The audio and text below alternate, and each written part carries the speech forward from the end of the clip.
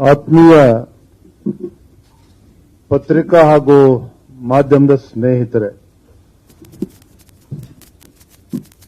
ರಾಜ್ಯದಲ್ಲಿ ಕಳೆದ 20 ತಿಂಗಳಲ್ಲಿ ಅಂದರೆ ಕಾಂಗ್ರೆಸ್ ಸರ್ಕಾರ ರಾಜ್ಯದಲ್ಲಿ ಅಧಿಕಾರಕ್ಕೆ ಬಂದಾಗಿನಿಂದ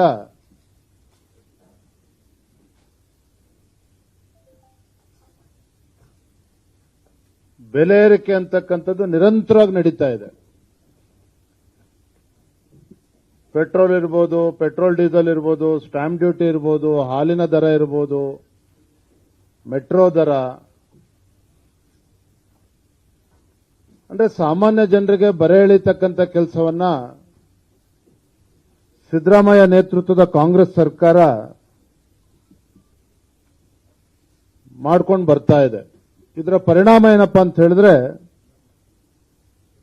ಬಹುಶಃ ಭಾರತ ದೇಶದಲ್ಲೇ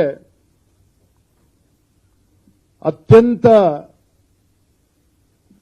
ದುಬಾರಿಯಾದ ಜೀವನವನ್ನ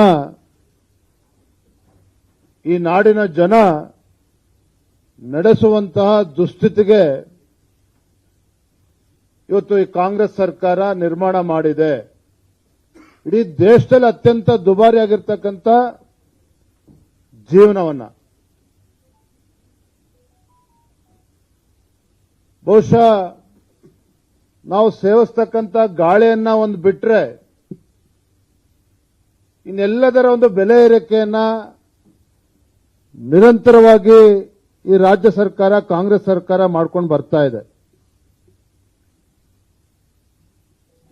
ಸಾಮಾನ್ಯ ಜನರ, ಬಡವರ, ರೈತರ ಒಂದು ಸಂಕಷ್ಟವನ್ನ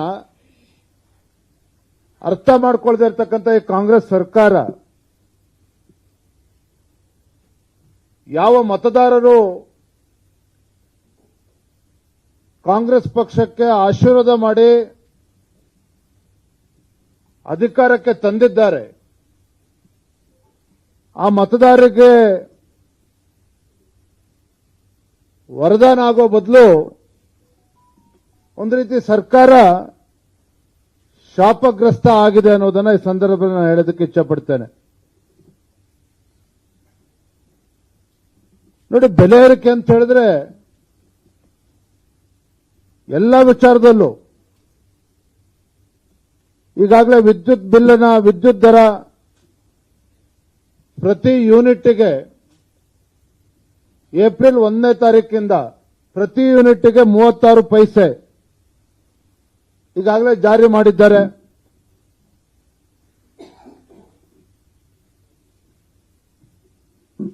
ಹಾಲಿನ ದರ 3 ಬಾರಿ ಏರಿಕೆನ ಮಾಡಿದ್ದಾರೆ. ಆಗಸ್ಟ್ 1, 2023ರಲ್ಲಿ 3 ರೂಪಾಯಿ ಜಾಸ್ತಿ ಮಾಡಿದರೆ, ಜೂನ್ 25, 20, 24ರಲ್ಲಿ 2 ರೂಪಾಯಿ ಜಾಸ್ತಿ ಮಾಡಿದ್ರು.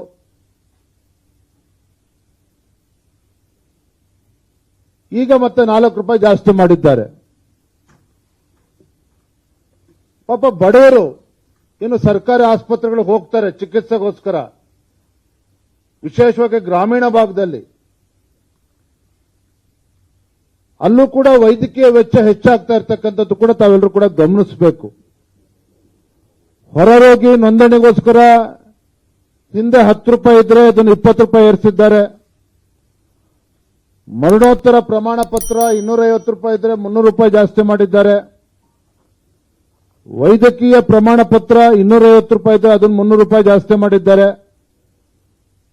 ವೈದ್ಯಕೀಯ ಮಂಡಳಿ ಪ್ರಮಾಣ ಪತ್ರ 350 ರೂಪಾಯಿ ಇದ್ದದನ್ನು 500 ರೂಪಾಯಿ ಜಾಸ್ತಿ ಮಾಡಿದ್ದಾರೆ.